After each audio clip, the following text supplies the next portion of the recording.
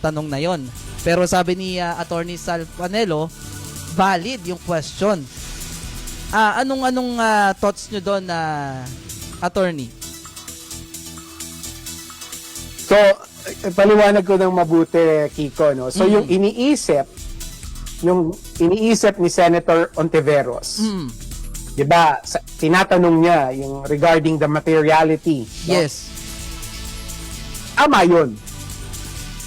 Ganun talaga ang dapat iniisip nila. Kasi, ang trabaho ng Senator Judge ay examinin at evaluate yung evidence na nilalatag sa harap nila.